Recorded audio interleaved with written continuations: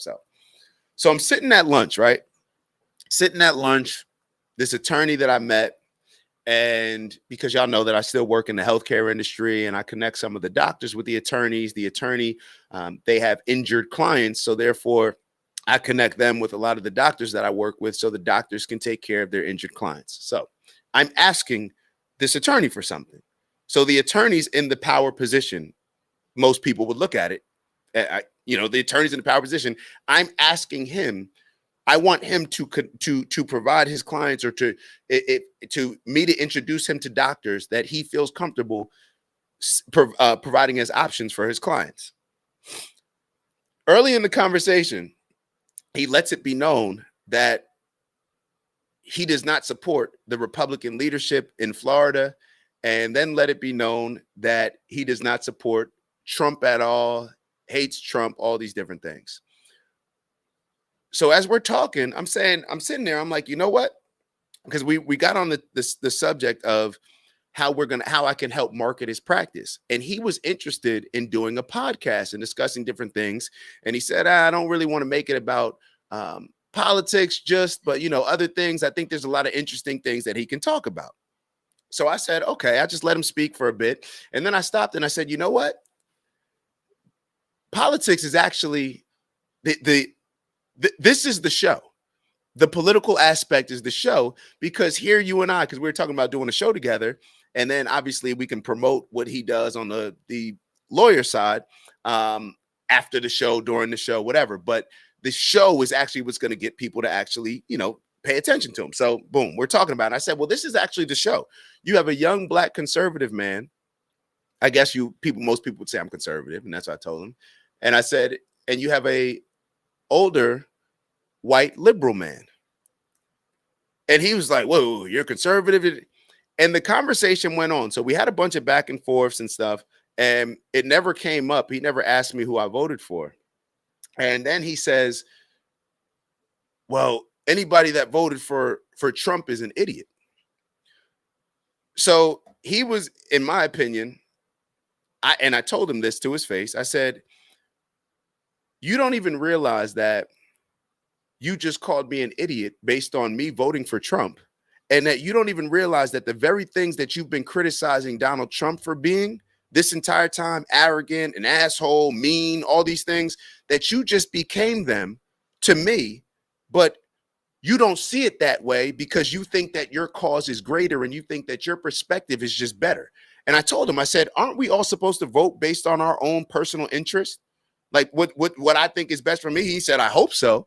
So I said, who are you to tell me based on your experience, your personal experience, and you voting for what's best for you, that I'm an idiot for me feeling that I'm doing the very same thing and voting for somebody else other than you?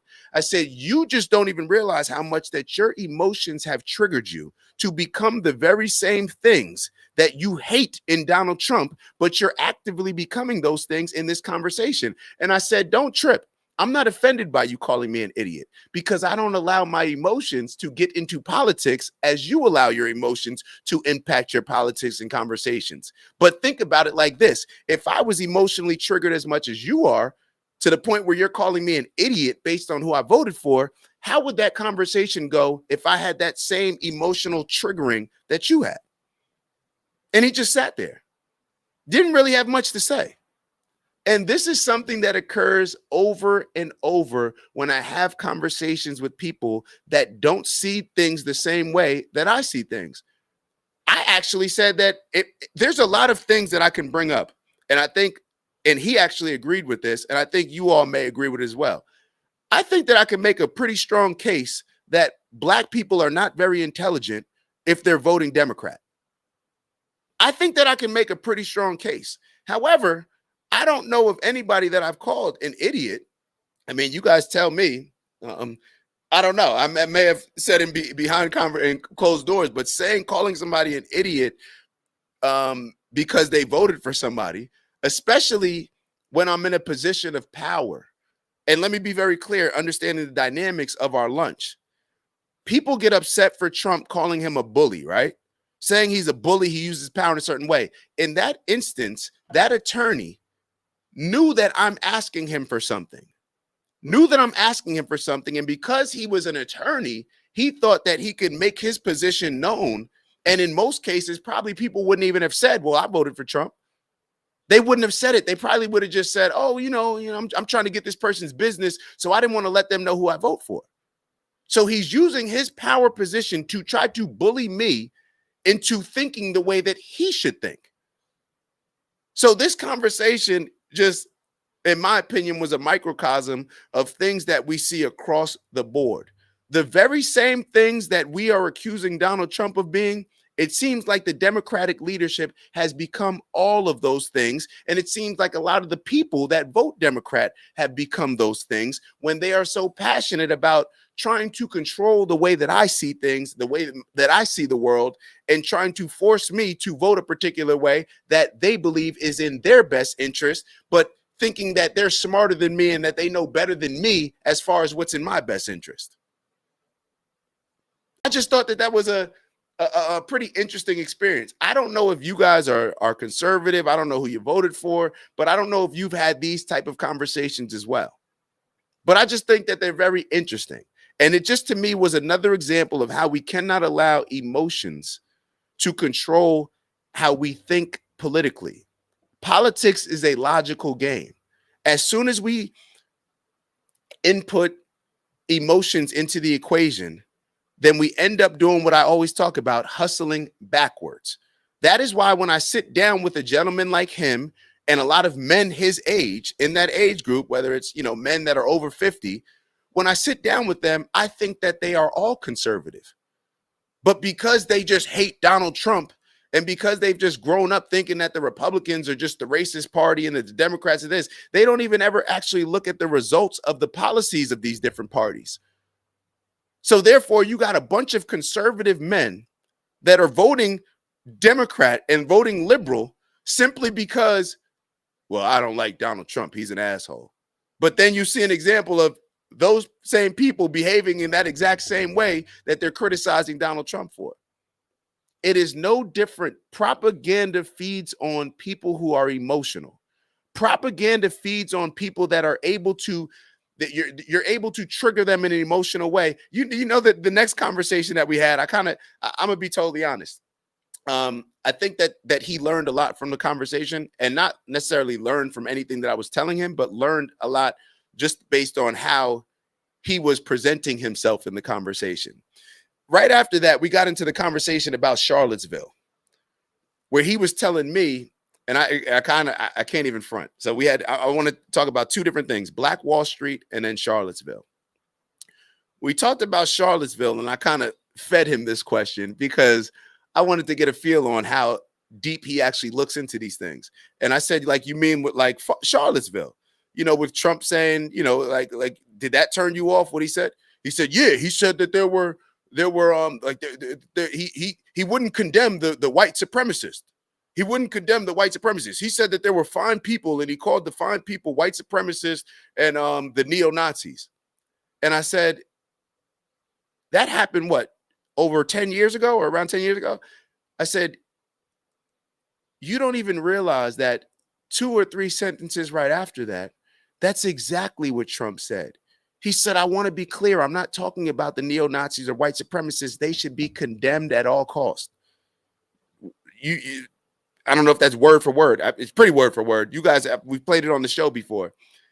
And he sat there and said, he couldn't even say anything. He's just like, oh. We have been manipulated with the propaganda of our favorite news stations, and we never do our due diligence and dive into these things. And I fell victim to it as well, because it took me about 8 years, as I always tell y'all, to actually watch the full video of Trump saying it, even though I saw other videos of Trump actually saying, because he said it like in 2 or 3 interviews after that, he said people have cut off the interview. They cut off the interview before I clearly condemned those groups. Clearly. When he was talking about the good fine people on both sides, he was talking about the argument as far as whether or not to keep these statues. So I wanted to, so that was just another emotional thing that prevented a lot of us from actually seeing what actually happened. But instead, we allowed the news to say these things. And Al Sharpton just said it the other day. You got people that are supposed journalists going on TV saying these things, lying to the people. And I'm saying that they're lying to the people because I'm assuming that they have to be intelligent enough to actually have heard the entire speech if this is their profession. So lying at best in a lot of ways, or ignorant, you could say at best, because they didn't do their due diligence. But these are the messages that are still being put, that are still being pushed. The next thing that we talked about was Black Wall Street. We talked about Black Wall Street. And like I said, once again, this is a white liberal man. And we're talking about racism and all these other things. And he's telling me how I experience racism. He's telling me how much I experience racism. I said, I don't know how much I experience racism. He said, you experience it every day. You experience. And I'm like, here, I told him, I said, here, you got a white man telling me how much I experience racism. I said, that's where we've gotten to in this world. And we talked about Black Wall Street. And I'm going to leave you guys with this. He said, well, Black Wall Street, look at the place. And I said, you mean Black Wall Street in Tulsa, Oklahoma? He said, yeah, they bombed it and they destroyed it. And I said, no, you're wrong. Those people that bombed Black Wall Street did not destroy Black Wall Street. I said, you clearly haven't researched it, have you? And he said, oh, well, and I said, when you look at what happened in Black Wall Street, what destroyed Black Wall Street and those businesses were the same things that destroyed all of the other Black Wall Streets that there were. There was not just one Black Wall Street. Remember, when there was segregation, you couldn't shop, you couldn't use white banks, you had to have your own, right? So there were plenty of Black Wall Streets.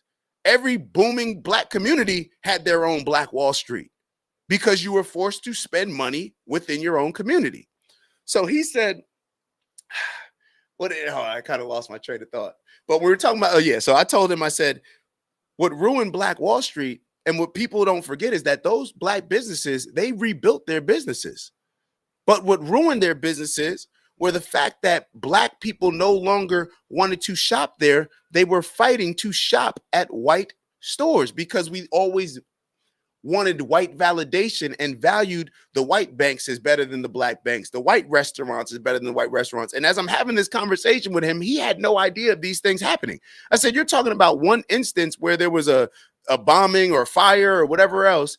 I said, you're not even understanding that those actual merchants rebuilt, and that what destroyed them had nothing to do with the fire. It was the fact that Black people have always sought validation from white people and always valued what we could not have. It's the same sales. It's the same sales strategy that a lot of us rely on now, where you take something away from people and they want it more. Look at your relationship. You may be in a relationship where you can't stand the person. Okay, well, when it ends, you may start thinking about all those things that you actually do value from that person. So these are just the conversations that I just wanted to bring up, share with you guys. I don't know if, you guys will take heed to it. I don't know if it'll make a difference, but maybe you guys are having similar conversations. But I think that for a lot of us, the more that we remove emotions from a lot of the ways that we're thinking, I think we'll be in a better place. The more, let me talk specifically to Black people, the more you remove your emotions and hatred for Donald Trump, maybe you'll be able to put a lot more pressure on the Democrats that you've been voting for decades and haven't been able to do anything for you. Because whenever I ask a Black person about, hey, what have the Democrats done for us? Well, I can't really tell you anything right then and there. Across the board, nobody can. Nobody can. I could tell you a bunch of stuff that they've done to hurt us. We can talk about the crime bill. We can talk about the social programs and how that's impacted the Black community. We can talk about how the feminist movement has impacted the Black family structure. We can talk about all these things, but we continue to vote for a party that we can't say that they've done anything good for us. And then the only time that we actually get involved and want to push something like reparations is when we don't even have the power to push them. We weren't pushing reparations when Joe Biden was in office, but now that Trump's in office, now Ayanna Pressley and Jasmine Crockett, now they want to call to put legislation through for reparations. How does that even make sense? So I know I'm going off on a little bit of a tangent. We're going to watch maybe one video